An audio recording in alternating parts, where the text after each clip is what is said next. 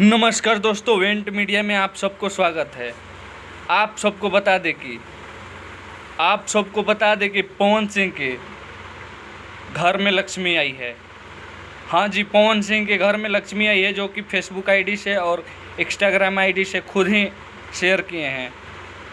पवन सिंह और ज्योति सिंह दोनों अलग अलग हैं, लेकिन ज्योति सिंह का लड़की हुई है और पवन सिंह बहुत खुश हैं। ये जानकारी आप सबको बता दें कि दोपहर में मिली है। देखिए, उसका कुछ फ़ोटो है। पवन सिंह पापा बन गए और बहुत खुश हैं। अगर आपको वीडियो अच्छा लगा तो लाइक कीजिए, कमेंट कीजिए, सब्सक्राइब कीजिए और ऐसे ही प्यार दुलार देते रहिए। धन्यवाद।